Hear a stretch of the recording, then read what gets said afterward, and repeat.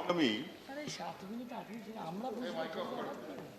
the way it was facing the crisis world over and in the country, we have to evaluate the finance bill, and as I had said also during the budget, against the background of the fact that the economy had taken a hit all over. Against that background, the finance minister and the government was saddled with a situation where there are reports of a huge number of people in India probably falling back below the poverty line due to the crisis, and therefore raising resources through two methods, the direct taxes and the indirect taxes, had huge limitations. And against such limitations, the effort made by the government and the Honorable Finance Minister, I think, is praiseworthy.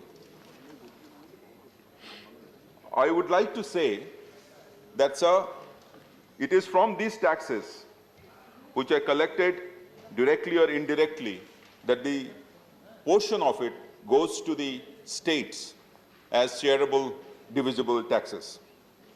So the goal of a finance bill, I think, should be to increase this pool. And how to increase this pool is not to chip away at it by various means. One of those means is increasing cess and surcharges. If you increase cess and surcharges, which are indivisible, it eats away at this shareable divisible pool. If you have funds which are created out of the devolution, the taxes which have been collected for devolution purpose, then again it eats away at the bulk of the shareable divisible taxes.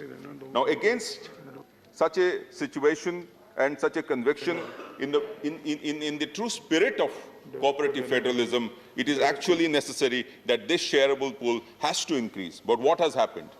Cess and surcharges, which were 0.23 trillion in 2009-10, have increased to rupees 2.32 trillion, 10 times in 2019-20, an increase of 11.1% to 15.6% in 2020. In 2021-22, the cess and surcharge on 17 commodities will be roughly around 0.70 trillion. Hence, the total cess and surcharge are pegged at more than rupees 3 trillion. This is equivalent to 45% of the aggregate shared taxes. And therefore, after readjustment of cess and non-shareable excise, the divisible pool has been effectively reduced to 30%. The 41% recommended by the 15th Finance Commission is therefore a delusion.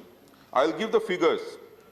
The centre has pegged tax revenue at rupees 22.17 lakh crore in the budget.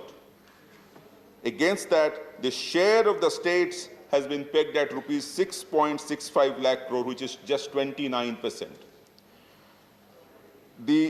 As far as Orissa is concerned, the vertical devolution, if you look at the latest data, the total devolution to the states as a percentage of gross tax revenue has declined from 32.36% in 2020-21 budget estimates to 30.02% in 21-22.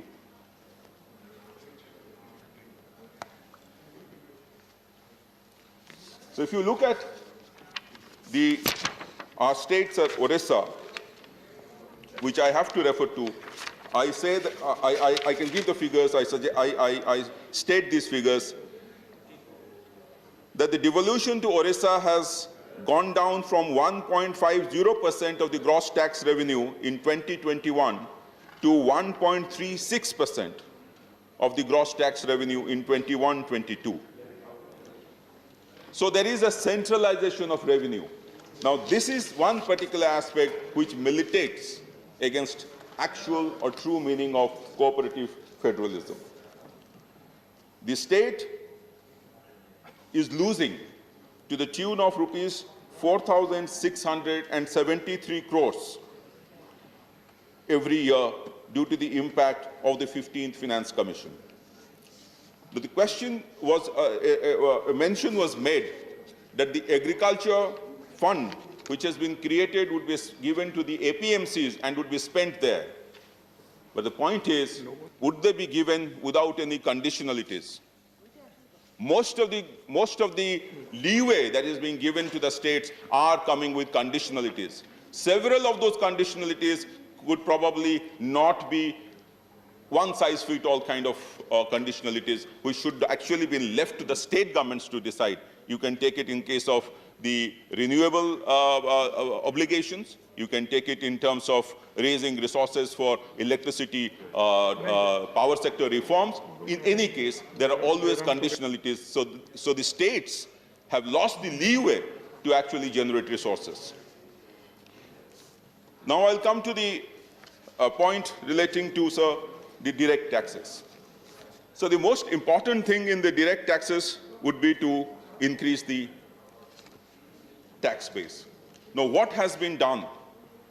What has been done to increase the tax base? In our country, 130 crore of Indians, only 1.5 crore pay income tax. And those who pay tax, they have to earn a threshold amount of rupees 5 lakh if you take the standard deductions. But the problem is, India's per capita income is around 1.4 lakh. To put this in perspective, the average American pays a 22% income tax. The average Chinese pays 10%, the average Mexican pays 15%, and the average German pays 14%. Most nations in the world have an income tax threshold that is lower than their per capita income. India is a complete outlier. Therefore, there is a structural problem here. Unfortunately, I think this particular aspect has to be addressed, and unless this is addressed, our kitty of the direct taxes will not improve substantially, even in the years to come.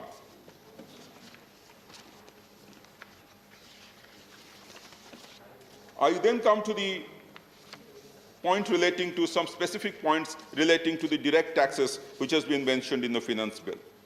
The equalization of levy. It is a good move, but I think it requires clarification whether financial services transactions, business-to-business transactions, non-profit businesses such as education, healthcare, etc., and intercompany transactions fall within the scope of this equalization levy. The depreciation on goodwill, this was a case which was given, this was a settled issue by the Honorable Supreme Court in the case of CIT versus Smith Securities, but this has been unsettled now by this finance bill by imposing by having this amendment in which it effectively overrules a taxpayer-friendly ruling of the Supreme Court.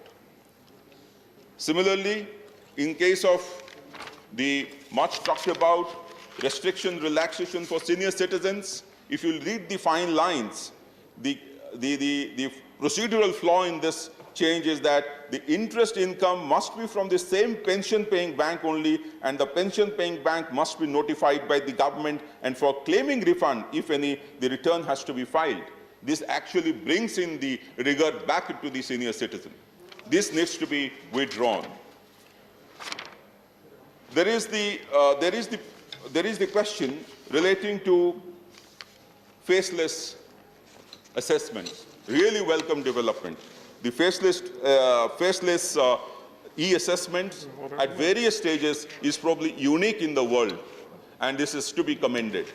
But the point is, in tax administration, what is the cost? What is the cost of administering a tax?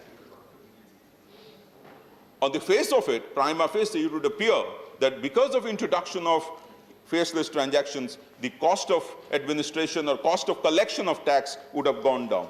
I would like to know whether any such assessment has been made as regards the cost of collection, the manpower savings, the time, decrease in time that has taken place.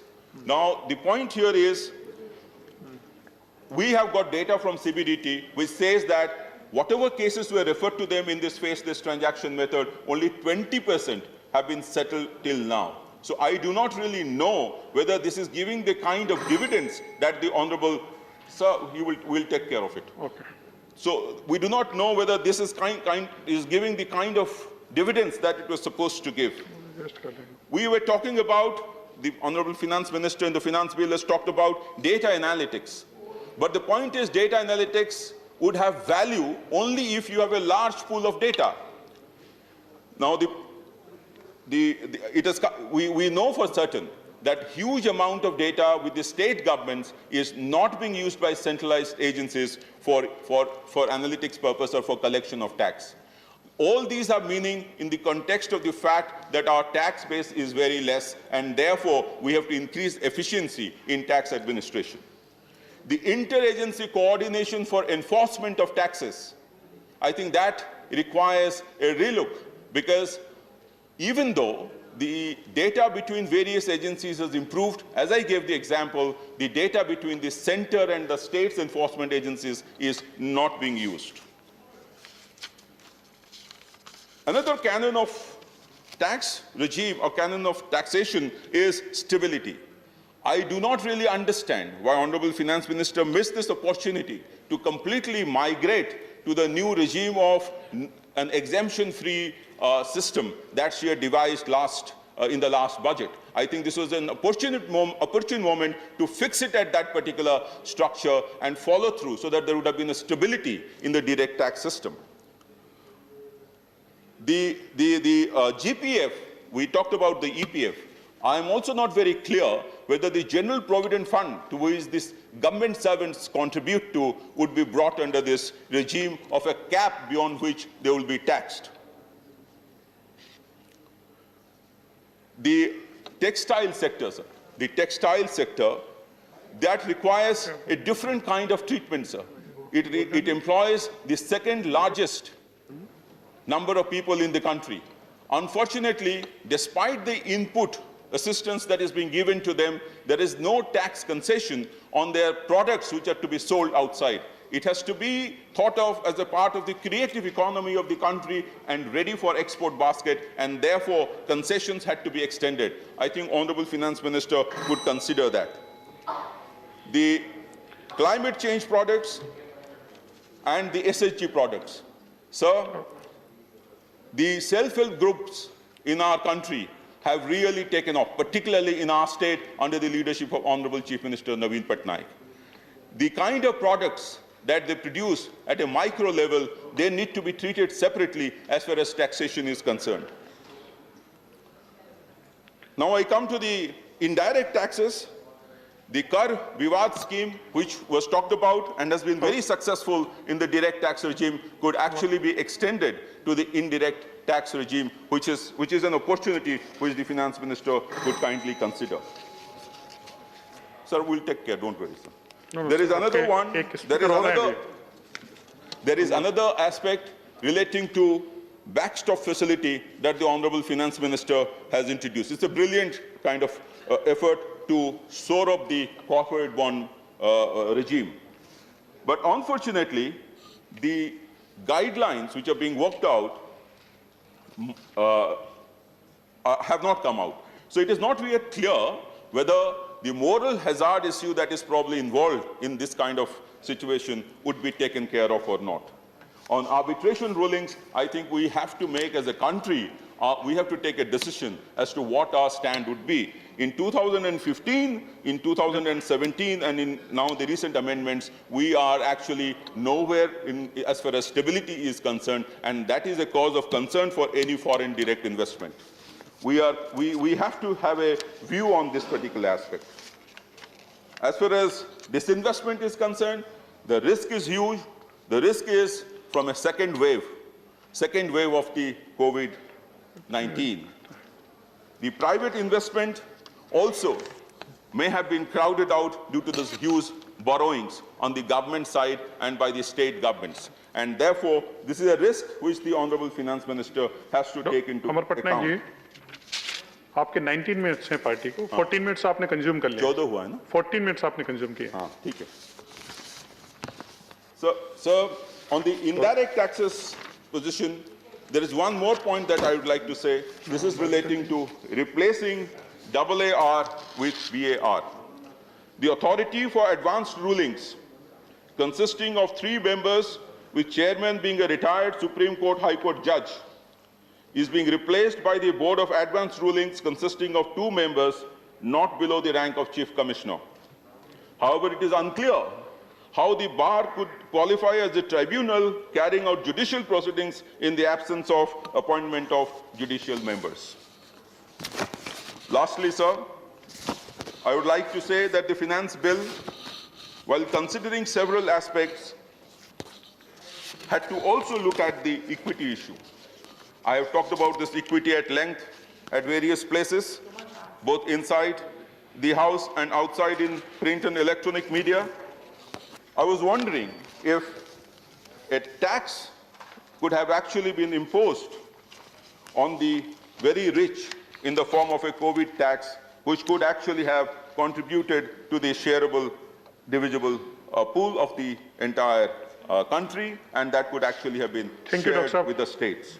And lastly, I think several things which are happening relating to the wholesale price index and the consumer price index, I think these need to be fixed too. Thank you so much, sir. Thank you, Dr. Saab.